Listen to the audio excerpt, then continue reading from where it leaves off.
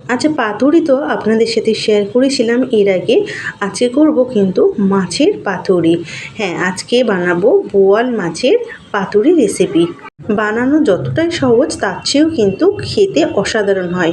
প্রথমে মাছের মধ্যে ভালো করে নুন, ভিনেগার, জল দিয়ে মাখিয়ে রাখবো 10 মিনিট মতন, যাতে এর আষ্টে গন্ধ একেবারেই চলে যায়। 10 মিনিট পর মাছগুলো খুব ভালো করে ধুয়ে একটি প্লেটে নিচ্ছি। এখানে নিয়েছি সর্ষে, শুকনো লঙ্কা বাটা, আদা রসুন বাটা, পেঁয়াজ বাটা। সাথে গুঁড়ো মশলার মধ্যে নেব হলুদ গুঁড়ো, লঙ্কা গুঁড়ো, স্বাদ মতো নুন, ধনিয়া গুঁড়ো, জিরে গুঁড়ো আর 1 টেবিল চামচ মতন সর্ষের তেল দিয়ে সমস্ত মশলা খুব ভালো করে মাখিয়ে নেব। এই মশলাগুলো যত ভালো করে মাখিয়ে নেব ততই কিন্তু স্বাদটা দ্বিগুণ হবে। মাখিয়ে নেওয়া হয়ে গেছে। এরপর দুটো মাছের মধ্যে ভালো করে আমি মাখিয়ে নেব সমস্ত মশলা। আচ্ছা, এখানে কিন্তু আমি বোয়াল মাছ দিয়ে করেছি। আপনারা কিন্তু যে কোনো মাছ দিয়ে কিন্তু এই পাতুরি করতে পারেন। মাখিয়ে নেওয়া হয়ে গেলে এখানে কিন্তু আমি রেস্টে রেখেছিলাম 10 থেকে 15 মিনিট মতন। অন্যদিকে কলা পাতাগুলো খুব ভালো করে কিন্তু আমি আগুনে 2 পিঠ খুব ভালো করে ছেঁকে নিয়েছি, যাতে ফোল্ড করতে খুব ভালোভাবে সুবিধা হয়। এরপর এর মধ্যে সর্ষের তেল আমি 1 টেবিল চামচ মতন দিয়ে খুব ভালো করে মাখিয়ে নেব। হয়ে গেলে কিছুটা মশলা আমি এইভাবে দিয়ে দেবো, পাতিয়ে দেবো। এরপর ওর ওপর থেকে মাছ দেবো। মাছের ওপর থেকে আরও কিছুটা মশলা দিয়ে ওপর থেকে কাঁচা সর্ষের তেল এবং একটা গোটা কাঁচা লঙ্কা দিয়ে ভালোভাবে ফোল্ড করে নেব। সেম পদ্ধতিতে বাকিগুলো কিন্তু আমি রেডি করে নেব। এইখানে আমি কলা পাতা মুড়িয়েছিলাম, সুতো দিয়ে বেঁধে দিয়েছিলাম। আপনারা কিন্তু টুথপিকও ব্যবহার করতে পারেন। এটা আমি রেস্টে রাখবো আরও 10 মিনিট মতন। 10 মিনিট পর ফ্রাইং প্যান গরম করে তাতে সামান্য একটু তেল দিয়ে এরপর কলা পাতার পাতুরিগুলো দিয়ে ভালো করে এপিঠ ওপিঠ লালচে করে প্রথমে হাই ফ্লেমে 5 মিনিট, তারপরে লো ফ্লেমে 10 মিনিট ঢাকনা চাপা দিয়ে কিন্তু ভেজে নেব।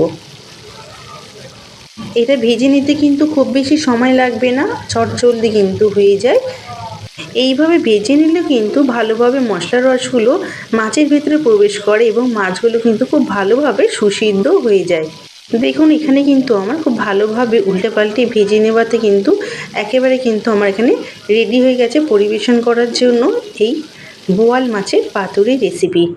গরম গরম ভাতের সাথে এখানে পরিবেশন করেছিলাম এই পাতুরি।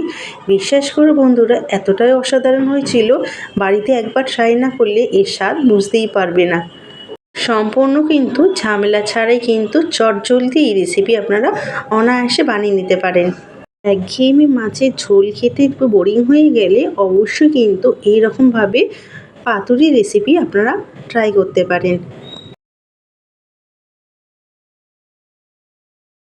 বোয়াল মাছের পাতুরিটি দেখুন ভেতরে কেমন অসাধারণ দেখতে লাগছে, খুব ভালোভাবে মজেছে এবং দেখতে যতটা লোভনীয় হয়েছে খেতে কিন্তু সত্যি কথা বলতে অসাধারণ হয়েছিল। এই স্বাদ পেতে হলে কিন্তু অবশ্যই বাড়িতে ট্রাই করে কমেন্ট করে জানাতে ভুলবেন না আপনাদের কেমন লাগলো। আজকের এই নতুন নতুন রেসিপি দেখার জন্য অসংখ্য ধন্যবাদ। আমার আজকের এই ভিডিওটি আপনারা কে কোথা থেকে দেখছেন অবশ্যই কিন্তু কমেন্ট করে জানাতে ভুলবেন না, তাতে করে কিন্তু আমার ধন্যবাদ জানাতে সুবিধা হয়। সাথে আমার এই চ্যানেলটি যদি সাবস্ক্রাইব না করা থাকে অবশ্যই সাবস্ক্রাইব করে পাশে বেল আইকনটি প্রেস করে রাখবেন, যাতে সবার আগে নতুনত্ব ভিডিও আপনার কাছে পৌঁছাতে পারে। ফিরছি পরবর্তী নতুনত্ব কোনো ভিডিও নিয়ে। ততক্ষণে ভালো খান, ভালো থাকুন, টাটা।